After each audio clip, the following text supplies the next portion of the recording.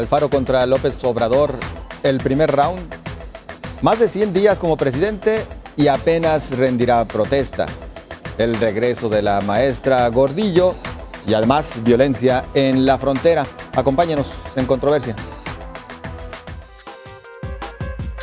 Alfaro contra el centralismo y superdelegados. Ya como gobernador electo, Enrique Alfaro, que hasta ahora presumía una buena relación con Andrés Manuel López Obrador, reúne a todos los sectores de Jalisco y lanza mensaje en contra del centralismo y la falta de respeto a la soberanía del Estado. Esto sucede unos minutos después de que la aplanadora de Morena aprobara en el Senado la legalidad de las figuras de superdelegados. El gobernador electo Enrique Alfaro se pronunció en contra de la decisión y que se les dé atribuciones de involucrarse en tareas de seguridad. Alfaro llevó el acontecimiento a la categoría de violación del pacto federal y aseguró que Jalisco, bajo su mando, no se plegará a determinaciones centralistas. Acompañado de presidentes municipales emesistas, diputados y futuros miembros de su gabinete legal, afirmó que además el presupuesto federal asignado a Jalisco no contempla las obras sugeridas por su próxima administración. Agregó que en Jalisco se aplicará la frase ni perdón ni olvido para los corruptos, bajo la lógica de que tampoco se admitirán directrices del gobierno federal en ese tema. Hoy transmitimos para usted desde Expo Guadalajara en el marco de la Feria Internacional del Libro en Guadalajara. Y saludo a mis compañeros. Sonia Serrano, ¿qué tal? ¿Qué tal? Muy buenas noches. Agustín del Castillo. ¿Qué tal? ¿Cómo están? Hoy a mi siniestra, por cierto. Muy siniestro. Y a la diestra, Julio Ríos, ¿cómo estás? Muy bien, José Ángel, gracias.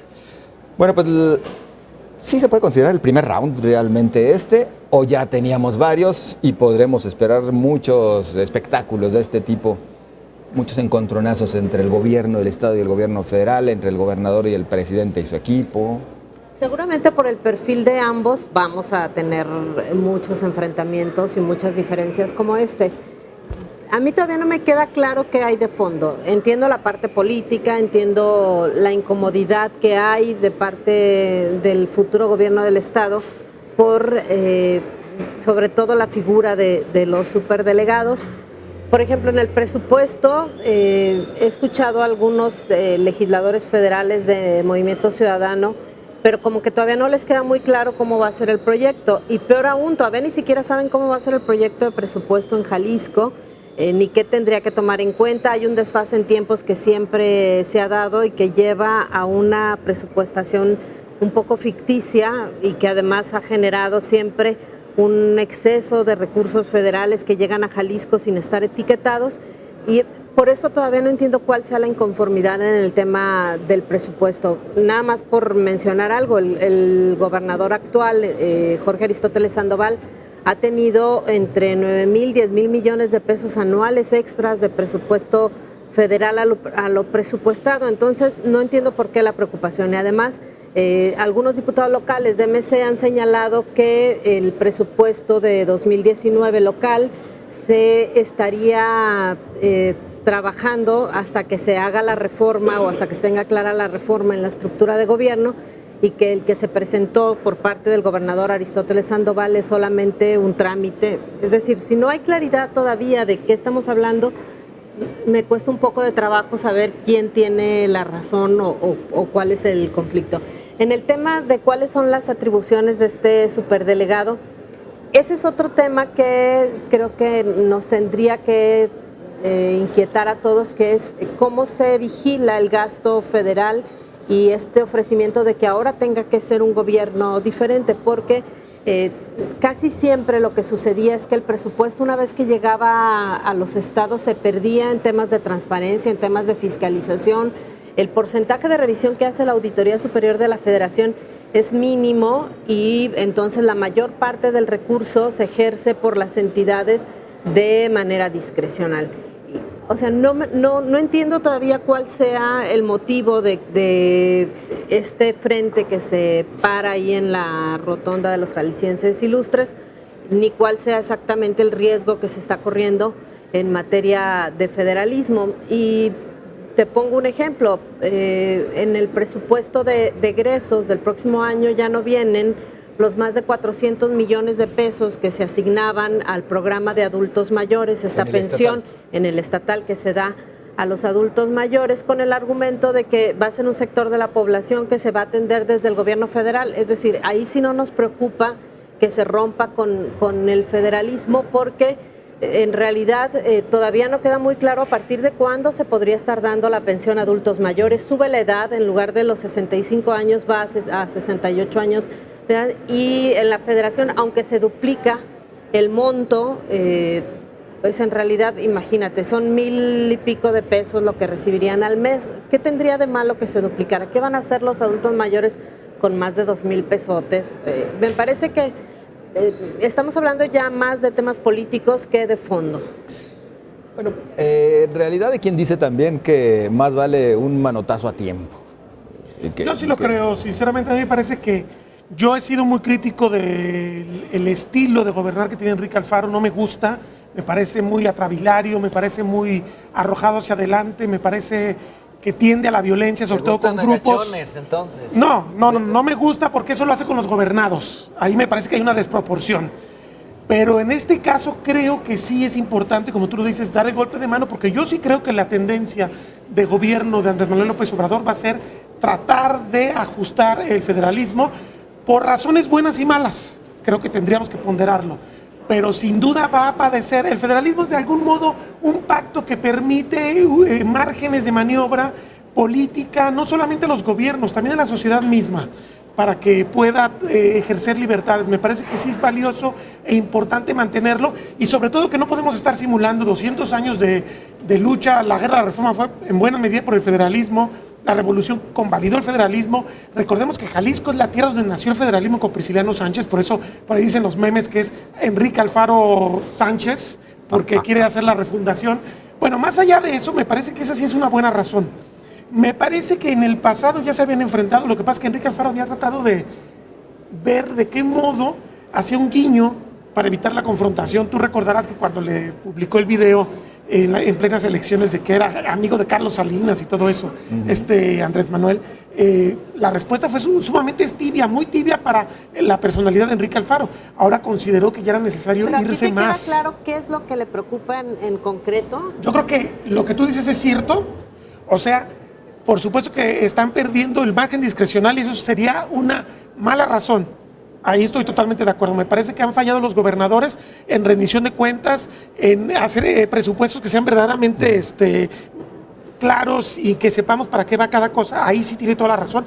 Se han generado cacicazgos, se ha generado un abuso. Ahí tenemos los casos terribles de los gobernadores de Veracruz, de Chihuahua, de Quintana Roo. Pero el lado positivo sería el otro, o digamos, la buena razón sería la otra, la razón política, la razón de que es necesario que se respete la soberanía de los estados, pero nosotros tenemos que exigir como sociedad que los gobernadores sean más decentes. Creo que ahí hay una mezcla de buenas y malas razones. Pues. Hasta el momento lo que sí se ha dicho, y no solamente por parte del gobernador electo de Jalisco, sino también los gobernadores panistas que también alzaron la voz, representantes de otros partidos políticos, incluido el PRD, pues es que sobre todo les preocupa la manera como se está dejando margen muy amplio a la acción de los superdelegados, porque ya no se sabe hasta dónde van a tener decisión, hasta dónde inclusive en el manejo del presupuesto, que perverso podría ser tanto en lo estatal cuando se dejaba de la otra manera, como perverso podría ser ahora si se queda en manos de un superdelegado, y es de lo que se duelen también los gobernadores de alguna manera. ¿Qué les parece, compañeros, la reacción que se tomó desde el Senado, particularmente por parte de Félix Salgado Macedonio, que luego sale y dice, pues si no se van a desaparecer los poderes de los estados en caso de que no acaten lo dispuesto por el presidente Andrés Manuel López Obrador? Sospechamos que se había echado sus copas, Félix Salgado. O sea, es un exceso. No, es un exceso declarativo. Después ya hubo otros personajes de Morena que son más conciliadores que dijeron, no, espérate, no. Ya se aceleró este hombre. Se aceleró. Tocas un punto importante, Julio. A mí me parece que ese es el mayor riesgo de Morena. Esa revoltura que Exacto. cada quien piensa y cree y ve diferente. Exactamente, mensajes, por supuesto. Se ve que traen cruzados Fíjate, los paradójicamente cables. se parece al gabinete de Fox, que era Montessori. Cada quien declaraba y decía lo que quería. Esto del control está fallando también a Morena, sin duda. Y mira, todavía es muy precipitado decir si Enrique Alfaro va a ser nuestro Capriles, porque pues todavía no sabemos si de veras López Obrador se va a convertir en Chávez, ¿no? Que es lo que ya algunos estaban diciendo. Dicho eso. Tú lo dijiste. No, digo porque lo han comentado también en redes, los comentarios de Café. Y esto del federalismo, estoy de acuerdo en que ha sido una gran simulación siempre, porque en realidad lo que vivimos es un centralismo en los hechos. Es este sistema el que tenemos, porque siempre se las han arreglado para tener gobernadores leales al presidente en turno, y entonces, pues de este modo el federalismo no existe porque no hay autonomía de los estados, y porque las reglas fiscales y porque las reglas de distribución. Lo que pasa es que fue un caos por la incapacidad política. Acuérdate, el PRI pierde el poder y pierde el control. Los gobernadores priistas no tienen la presidencia, se convierten en caciques regionales. Sí, y es cuando reciben estas toneladas de dinero. No le hacían caso al presidente panista. Entonces realmente era un ambiente de federalismo, pero para mal. Y es cuando reciben estas toneladas de dinero que ahora ya no van a recibir, pero que no recibían por méritos o por proyectos presentados, sino por criterios políticos. Se chiqueaba nada más al que se cuadraba, al que sí, señor presidente, al que agachaba la cabeza. Entonces, pues ¿cuál federalismo? Si todas las reglas de operación incluso están diseñadas de forma tan ambigua, con el ramo 23, todas esas cosas, para que le dan el dinero a quien quieren. El gobernador de Chihuahua hizo su marcha y le dieron más dinero. Por parte de Peña Nieto. Políticos, pero entonces no se sometió. Ahí fue al revés. Aquí ahora ya funcionaba, eran tan poderosos los gobernadores que ya funcionaba eso. Eso antes de Salinas para atrás era imposible. Los gobernadores eran realmente empleados del presidente. Sí, bueno, y de hecho Carlos Salinas movió un montón de gobernadores, pero de Cedillo en adelante, entonces los gobernadores se hicieron ya muy redondeando poderosos. la idea de que este manotazo en la mesa seguramente le va a traer beneficios a Enrique Alfaro. Es una lucha, y es una lucha necesaria. Bueno, nos resta menos de un minuto. A ver, Julio, ¿oportuna o exagerada la postura de Enrique Alfaro y de los representantes de los diferentes sectores en Jalisco? Oportuna y necesaria. Arriesgada quizá, porque también existe el riesgo de que lo castiguen con el látigo del desprecio del peje, pero es necesario no independientemente de los motivos que ya comentaban para lo que se quieran los recursos. La realidad es que Jalisco necesita recursos. Que antes de quedar bien y se ve muy mal cuando quiere quedar bien con exactamente. Y como aquí hay de dos sopas con esto del federalismo simulado, o te dan el dinero por sumiso o te dan el dinero por respondón, pues qué bueno que sea por respondón. Con esto nosotros también te faltó. Vamos a la pausa, continuamos, no se vaya.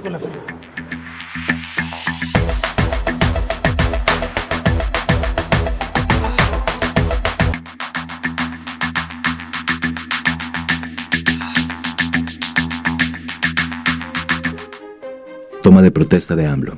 Bajo la premisa de que ya se aprobaron 2 leyes, con todo y su publicación en el Diario Oficial de la Federación, Andrés Manuel López Obrador asegura que su toma de protesta será su primer informe de gobierno. Nada más cierto, considerando que ya viene tomando decisiones desde hace más de 100 días. La intensidad del trabajo de gobierno en transición, así como de su dinámica legislativa, también apoya esta moción, pues hasta el momento se encuentran cocinándose más modificaciones a la estructura de gobierno. Entre estas nuevas formas se encuentran las modificaciones a la estructura de la Ley Orgánica de la Administración Federal. En las propuestas se encuentran la eliminación de fueros y libertad de bajo fianza a delitos electorales, corrupción y robo de combustibles, la Ley de Austeridad Republicana, temas que sin duda retomará el 1 de diciembre. Pues ya, a unos días de que inicie formalmente, porque ya es presidente desde hace 100 días y parece que lo está ejerciendo desde entonces, Andrés Manuel López Obrador. Pero ahora, en el marco de la Feria Internacional del Libro, comentó acerca del arranque de esta gestión Olga Sánchez Cordero, y aquí la escuchamos.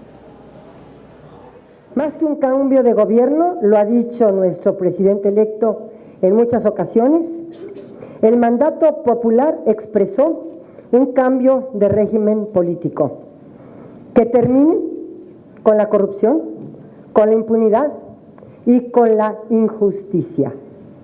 Y subrayo la injusticia en un término amplio, no solamente aquella justicia formal de poder acceder a la procuración e impartición de justicia, sino una justicia social.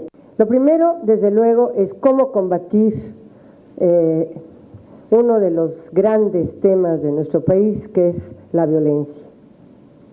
Cómo disminuir la violencia, cómo poder reconstruir este tejido social, cómo combatir a la delincuencia, al crimen organizado, que por cierto es transfronterizo. Ya el crimen organizado es transfronterizo, no es nada más aquí en nuestro país. Y por supuesto, cuáles serán las alternativas sociales, de política social, para poder entrar a una recomposición. Bueno, pues aquí las palabras de Olga Sánchez Cordero. Bueno, inicia Andrés Manuel López Obrador más desgastado, Julio. Inicia realmente ya su gobierno formal con real desgaste. Me parece que ahí hay mucha división de opiniones. Hay quienes dicen que no, hombre, continúa con la misma legitimidad, y hay quienes advierten que ya hay sectores de la población que encienden por lo menos luces ámbar. La legitimidad electoral, esa la tiene. Esa no queda duda, ¿no? Con los 30 millones de votos que tanto presumen y tanto dicen. Se pudiera decir que si hay un desgaste, si lo vemos en las mediciones, en los estudios demoscópicos, aparecía hace unas horas el estudio de un diario. ¿El del Universal te refieres? Exactamente, en el Como cual, 12 puntos en el bajó, cual ¿no? sí aparecía que había bajado. Fue el de ayer lunes, ¿no? El de ayer lunes. Entonces, en este sentido, pues sí parece. Yo era de los que creía que en realidad no había bajado porque pues su núcleo duro, todos los, como les llaman amlovers, pues lo siguen defendiendo a ultranza. Pero ahora ya al ver también, antes digamos que si lo resumías en una palabra lo que había pasado con los resultados de julio de las elecciones, lo que había era esperanza, ¿no? Porque hay cambio de régimen, se va por fin el PRI, el PRIAN le llamaban. Pero ahora con todo lo que ha ocurrido demasiado en estos meses, una vez que Peña claudicó a seguir gobernando y quien gobernó en los hechos en muchas cosas fue López Obrador, pues entonces esta esperanza se convirtió en incertidumbre. Ahora con todo esto que hablábamos en el otro bloque del gabinete que parece ser Montessori, de cómo hay personajes conciliadores de Morena, pero también personajes rudos, personajes que hasta declaran cosas que llenan la sangre, entonces es cuando dice uno, con estas dobles o hasta triples mensajes y cómo empiezan estas contradicciones, pues sí da a qué preocupar, y más cuando vemos estas reformas que se han hecho para la Ley Orgánica del Poder Ejecutivo. Pareciera pues que hay una intención de desmontar todo el aparato burocrático y de que pues ya lo único que es necesario, lo decía el otro día la senadora Beatriz Paredes, es el pueblo y el líder, y en medio pues no, lo que hay en medio no importa tanto. Entonces vamos a ver si de veras se recompone, si de veras hay una estatura de estadista de parte del presidente.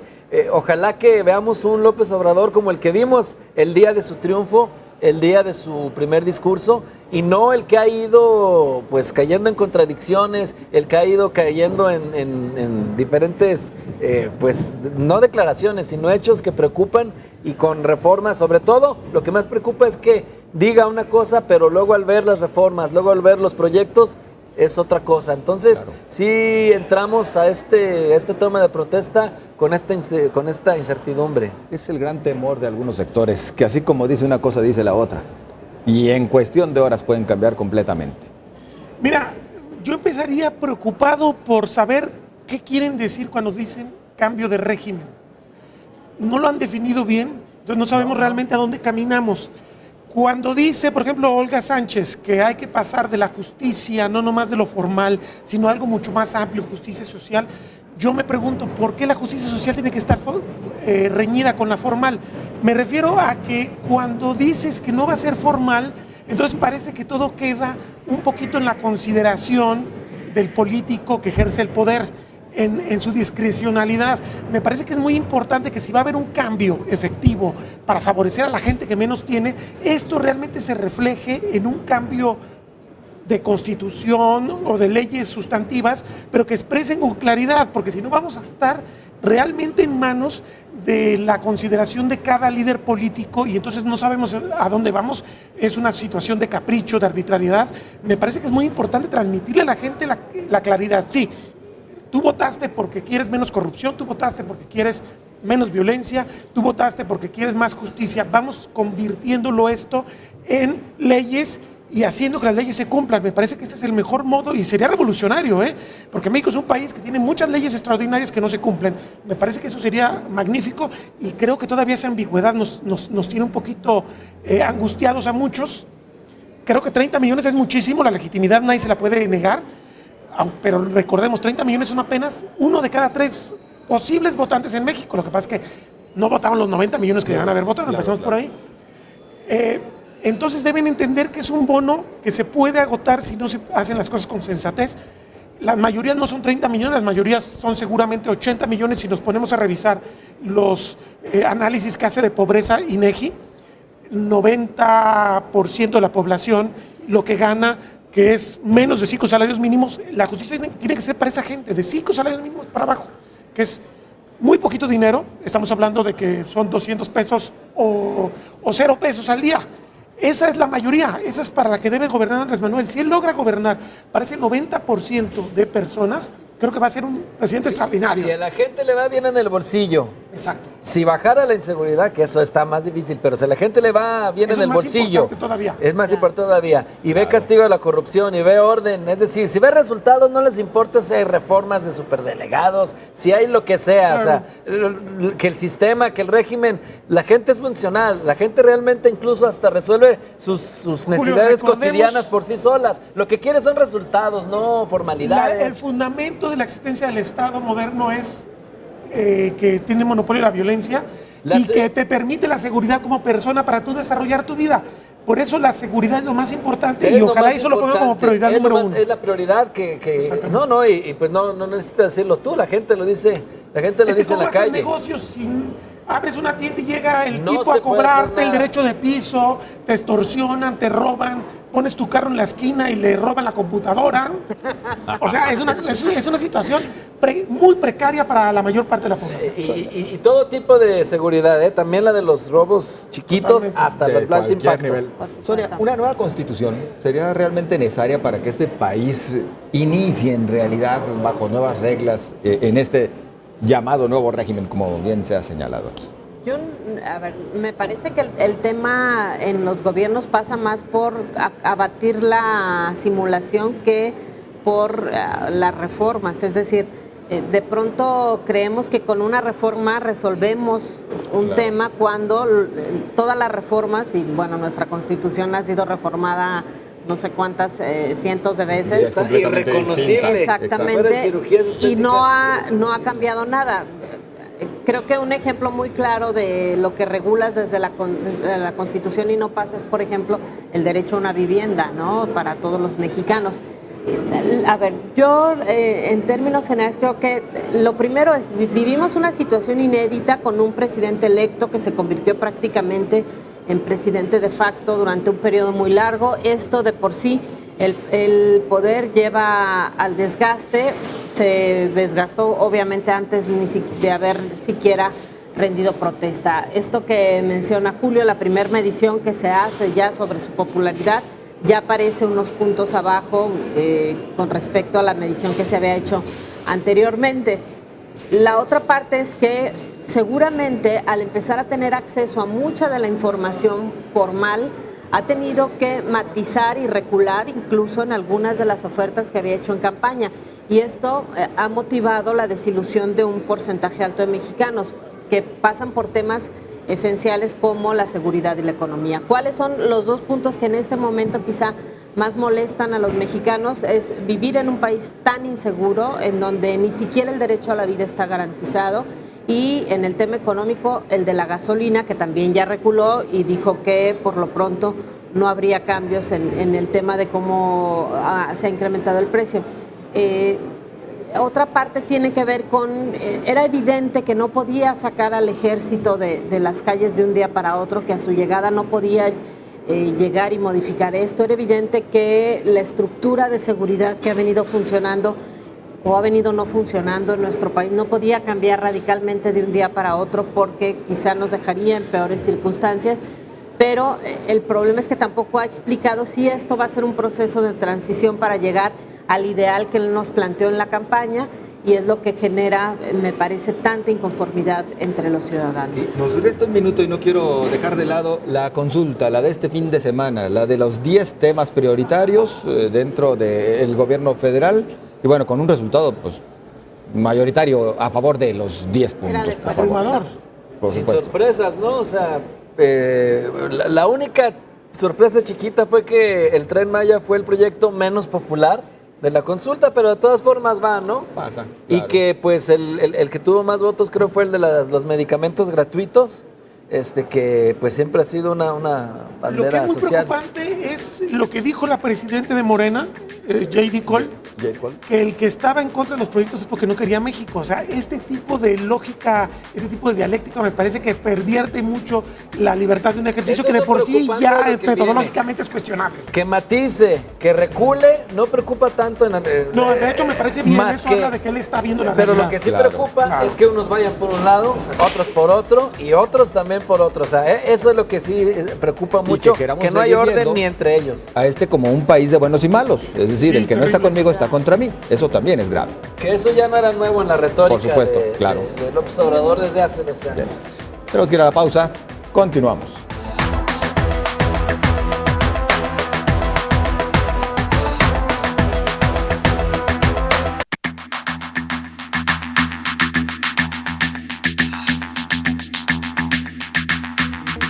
Regreso de Gordillo. No solo las constelaciones se juntan para el regreso de la maestra Elba Ester Gordillo, sino toda una maquinaria sindical que se refuerza con la debida grilla y argucias legales para que la maestra regrese. Acosado por el tsunami magisterial, Juan Díaz de la Torre presentó su renuncia a la presidencia del SNTE. Ha dejado todas las propuestas clausurales para el regreso de Gordillo al proponer la extinción de su propio cargo. Con estos movimientos, los maestros esperan ya el regreso de la dirigente, con lo que se ahorran un posible conflicto y un juicio laboral para restablecerla al frente del mayor gremio de América Latina. Elba Ester indicó que a nadie le conviene un sindicato débil y dividido. Le tomará la palabra al presidente electo Andrés Manuel López Obrador para buscar nuevos liderazgos educativos que surjan del voto libre y secreto. Bueno, pues así, el regreso de la maestra Elba Ester, pero un regreso que queda truncado de alguna manera, porque no la podemos ver en el CENTE con las reformas que se realizaron en el mismo. Desaparecen la figura de presidente, regresan a la de secretario general. Elba Ester ya fue secretaria general y por lo tanto no la podremos ver. Pero aquí es como una especie de maximato, ¿no? Aquí vive el presidente, pero el que manda vive enfrente. Acuérdate esa famosa frase en la época de Plutarco en las calles. Sí le están tratando de cooptar un poquito, ¿no? Por lo menos ponerle ahí algunas trabitas para que no pueda ejercer ese mandato tan fácilmente. Sí, porque además recordemos, la historia, la biografía política de Elba Ester Gordillo es una biografía. Bueno, recordemos cómo llega ella al poder. Es cuando Carlos Salinas le da un golpe al sindicato, quita a Carlos Conjetud, cacique de 20 y tantos años, y dice Elba Ester es la modernidad, es el cambio, todas esas cosas que escuchamos. Se vuelve cacique. Se vuelve cacique, pero además vive la transición de forma muy inteligente, se supo vender muy bien con el PAN y luego con el PRI. O sea, mutó, recordemos que el PRI la corrió cuando estaba Roberto Madrazo, y ella forma su propio partido, y ese partido le sirve de bono para ofrecérselo a Felipe Calderón, y se alía con Felipe Calderón y se convierte en una mujer muy poderosa en el gobierno de Felipe Calderón. Y luego, ya en el gobierno de Enrique Peña Nieto, pues como todos los presidentes piensan que deteniendo al cacique ya resuelven los problemas, no se interviene, no pasa nada, la meten a la cárcel, una especie de quinazo, y ella resucita otra vez y va a venir créeme, viene a ejercer poder real. Sonia. Sí, a ver, hay dos. ¿Ya su poder de Elba Ester? No, porque la vemos que llega, sale y vuelve a moverse en los círculos políticos, vuelve a tener el nivel y el acceso a los recursos que siempre tuvo cuando fue dirigente del magisterio. Coincido con Agustín en el sentido de que hay una parte política que la está usando como bono para decir, bueno, en realidad no era tan mala, me convirtieron en la mala de un sexenio que necesitaba a un malo para decirle al pueblo que en este gobierno no habrá impunidad, pero lo cual no significa ni que fuera la única mala ni que fuera la más mala de este país. Y regresa además en estas contradicciones o en estos temas del gobierno que encabezaría Andrés Manuel López Obrador, de empezar a perdonar y a pues permitir un cierto espacio de impunidad para quienes han sido señalados. Hay cosas que son muy claras del Elba Ester Gordillo que tienen que ver con el fondo, que es el uso que le dio a los recursos de los maestros, a los recursos, que me parece que es lo que tendríamos que estar discutiendo. No ha habido todavía una claridad con relación a las sanciones que tendría que implicar para un líder sindical manejar el dinero de sus agremiados. ¿Cómo la denuncia la PGR? O sea, no entiendo por qué salió libre. Pero también está esta otra parte, ¿por qué los maestros? Pero pasa además prácticamente con todos los sindicatos. Los sindicatos, los líderes, para ellos son un negocio, es decir, las cuotas que pagan a fuerza, porque además no es voluntario, todos los trabajadores que están afiliados a un sindicato son manejados como una caja o como un salario extra de todos los líderes sindicales. Incluso se heredan, que eso es algo muy curioso. Yo, bueno, no, pero los grandes y los chiquitos, sí, Agustín, sí. Aquí hay casos en donde hay herederos de sindicatos que ya no tienen nada que ver con el sindicalismo, incluso jóvenes que no se prepararon y que hicieron eso, pero que siguen recibiendo una cantidad de las aportaciones de los trabajadores. Esto es verdaderamente absurdo y me parece que lo más delicado del regreso del Bester Gordillo a la vida activa y política muy permitida por Andrés Manuel López Obrador puede ser un bono para que el sindicalismo siga funcionando de la misma manera y se sigan manejando los recursos de los trabajadores de la misma forma. Imagínate lo que significaría para cualquier trabajador no tener que entregar estos recursos a su sindicato, es decir, que haya libertad sindical y que cada quien se afilie al sindicato que quiera, pero que no tenga que pagarle a los líderes sindicales, porque de pesito en pesito, aunque de pronto parezca que no es tanto, se han hecho estas bolsas millonarias de todos los líderes sindicales y quitándole a los que menos tienen, que lo que le quites, lo poquito o mucho que le quites es el camión, es la comida, es cualquier adicional en un gasto cotidiano. Eso es lo que me parece que tendría que terminarse, pero al permitir el regreso a la vida política, de la vida activa del Bester Gordillo, me parece que se está validando este sistema que funcionó con gobiernos priistas y que validó el Partido Acción Nacional. Es decir, no cambian las cosas. López Obrador sostendrá este tema del sindicalismo. Se habla de un cambio de régimen. Aquí hay que cambiar entonces el sindicalismo. Esto es algo heredado de los años 30. Que la transición política no modificó, el sindicalismo oficial no fue tocado. A ver, lo que nos presumen es que ya están llevando la democratización real a los sindicatos, ¿no? Y que la muestra es el petrolero. Dicen que, por ejemplo, los petroleros. Es un amago nada más eso. O sea, hay que recordar que previo a que se diera todo este cisma en el Sindicato de Trabajadores de la Educación, se realizaron al menos 4 reuniones en las cuales sentaron a Juan Díaz de la Torre y a Bester Gordillo en la misma mesa con la intermediación de algunos de los que serán funcionarios del próximo gobierno federal. En las 2 primeras reuniones no hubo acuerdo, se realizaron otras 2 más en las cuales solamente estuvieron Díaz de la Torre y el Bester Gordillo. En este caso, según relatan los que han reportado esto, como Arturo Cano de La Jornada, que la profesora quería todo y no quería ceder ya nada a Juan Díaz de la Torre, a quien han calificado como traidor al gordillismo. Al no haber este acuerdo, pues entonces la profesora Maga graba este video en el cual pues señala que vamos a ir por la democratización, por las elecciones abiertas, en este caso con casilla y voto secreto y no a mano alzada. ¿La profesora? Sí, claro. O sea, ella misma se puso a banderar eso. Ella se hizo revolucionaria. Exactamente. Y esto hasta con una idea de que ella podía hacer campaña y hasta pensaba que podía ganar, hasta que se encuentra con este candado legal que le recuerdan, oye, espérate, no se puede. Entonces queda finalmente un gordillista, Cepeda, un gordillista al frente de forma interina, si quieres.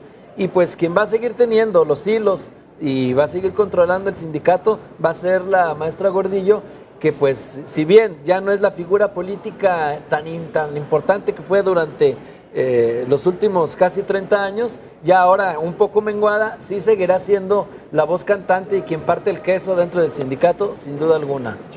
Yo no tengo duda que va a seguir siendo muy poderosa. O sea, el hecho sí, claro, de que la que no sea tan poderosa como antes no significa que siga siendo muy poderosa. Educativa, que no llegó a fondo, que no se le dio tiempo, que planteó muchas cosas mal, pero que era necesaria.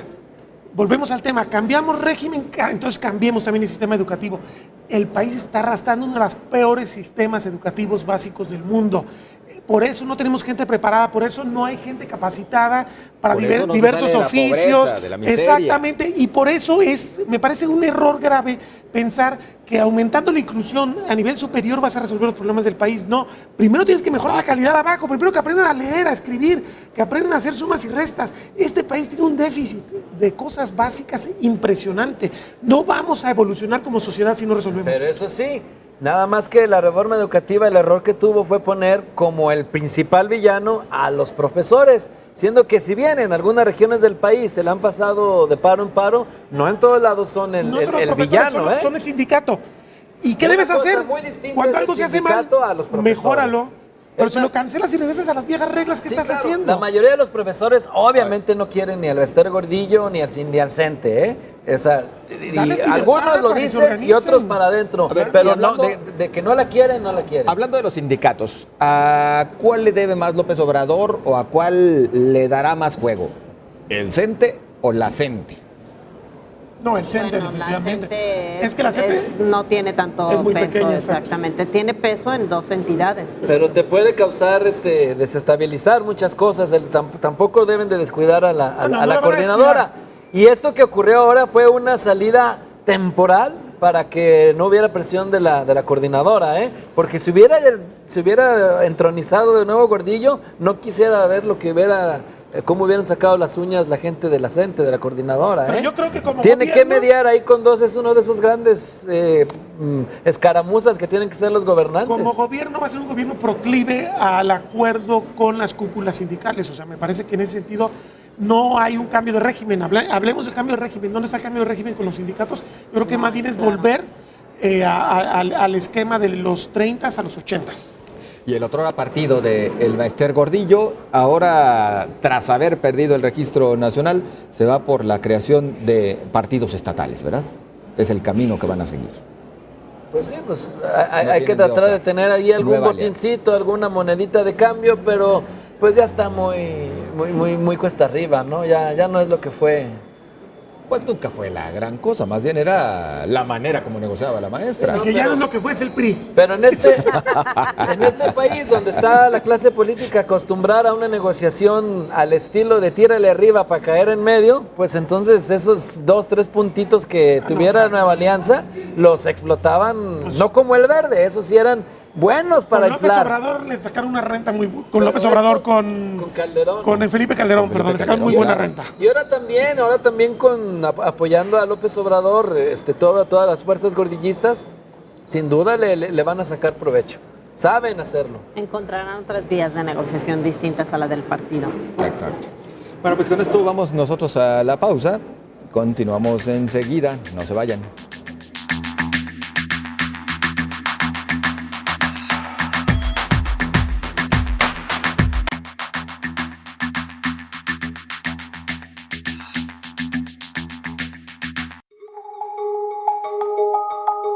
Unos 500 migrantes centroamericanos se lanzaron el domingo sobre la valla fronteriza que divide a México de Estados Unidos, pero desistieron de cruzar al ser alcanzados por gases lacrimógenos.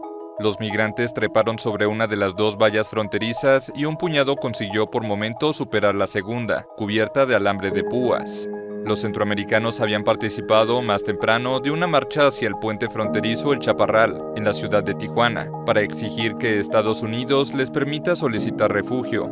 El intento de cruzar la valla tomó desprevenida a la Policía de México, que estaba cerca de la manifestación y se vio superada. Tras el incidente, Estados Unidos cerró por completo el paso fronterizo con Tijuana, aunque horas después fue reabierto. El Ministerio de Gobernación de México advirtió que deportará inmediatamente a las personas plenamente identificadas que intentaron cruzar, aunque no informó de detenidos. La alcaldía de Tijuana dijo por su parte que arrestó a 24 hondureños y 15 mexicanos, sin precisar si los entregó a Gobernación.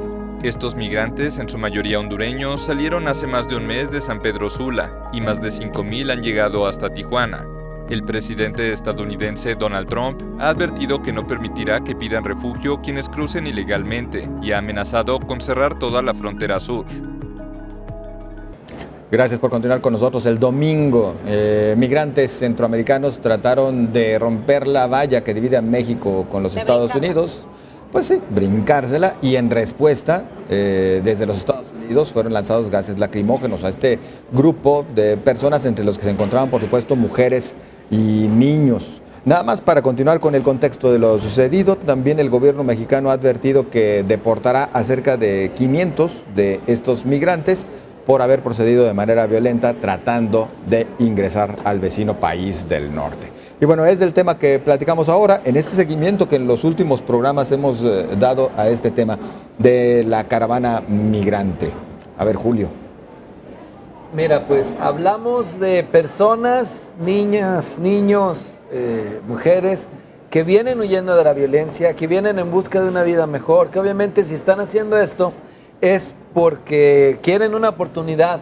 Y en ese caso hablamos de supervivencia y son derechos humanos. Si hay una barda, si hay 10 bardas, hay que brincarlas, hay que romperlas, porque es primero el bienestar de tu familia, y cualquier padre de familia que nos esté viendo seguramente lo haría. Me parece excesivo que los hayan recibido de esa manera, con gas lacrimógeno, porque ni siquiera están cometiendo el mayor de los delitos o están haciendo algo. Ya quisiera ver esa mano dura con otras conductas. Y también vean qué respuesta del gobierno mexicano, que dice, vamos a deportar a 500, ¿por qué? Porque osaron mancillar la sagrada frontera estadounidense. O sea, así de oficiosos, me parece exagerado. Dicho, No dijeron así.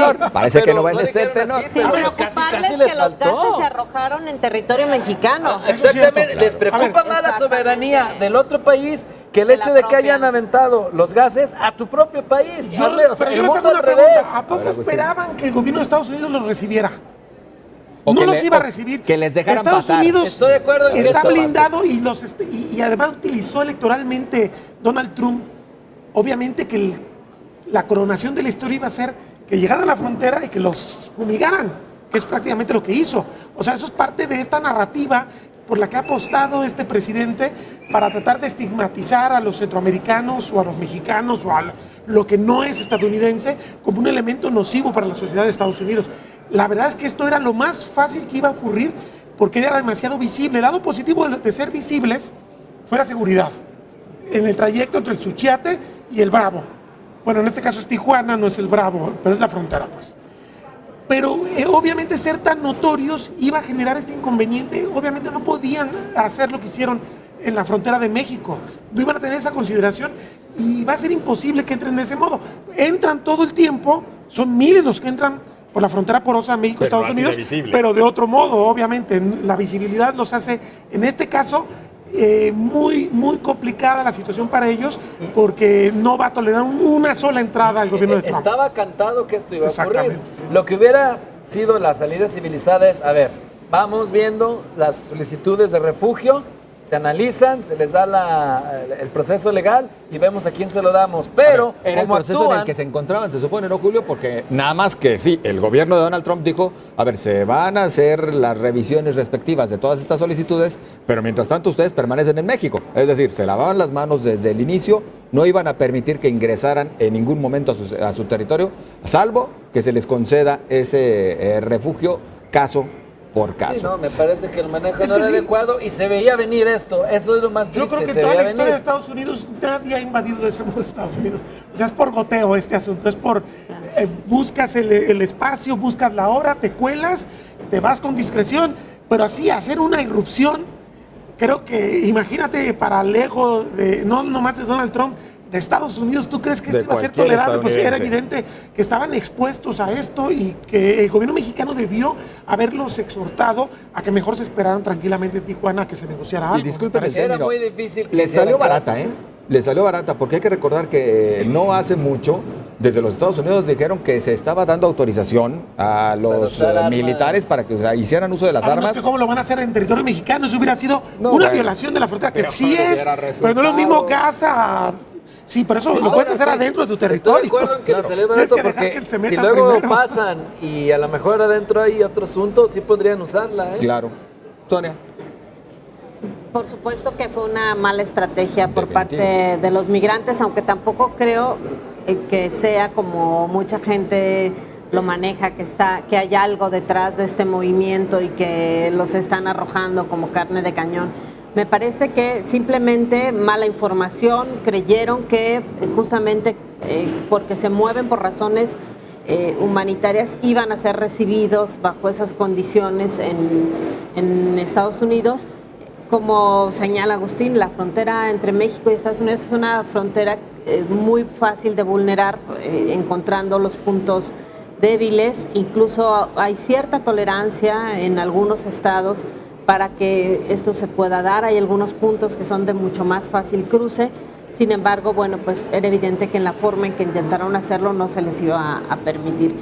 De parte del gobierno de México, coincido con Julio, o sea, les preocupa más el que hayan intentado cruzar que el que se haya vulnerado el territorio nacional arrojando los gases lacrimógenos en nuestro territorio.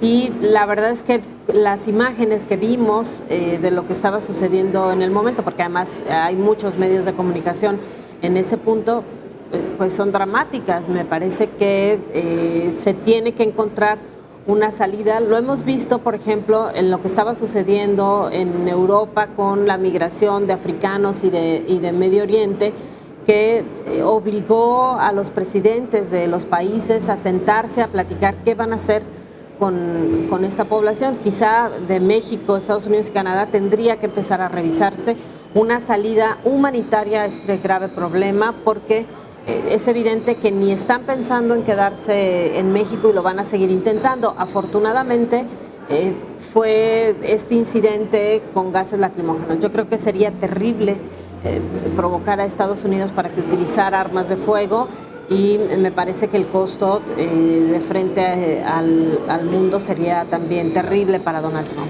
¿A qué refieres, Sonia? El tema humanitario. El alcalde de Tijuana la semana pasada dijo que ya estaba haciendo un llamado de auxilio, estaba solicitando ayuda humanitaria incluso a la comunidad internacional.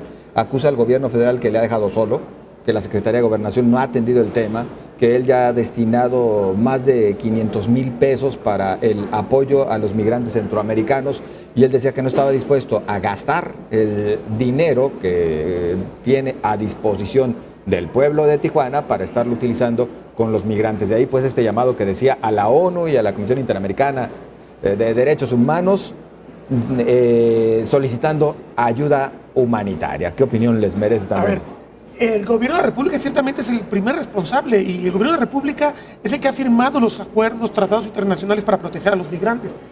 Su reclamo tiene que ser primero al presidente Peña Nieto, y si el presidente y en general la estructura del Poder Ejecutivo Federal han sido omisos, me parece que ahí es la puerta que hay que tocar. Evidentemente Tijuana no tiene la capacidad para esto, pero el gobierno de la República sí.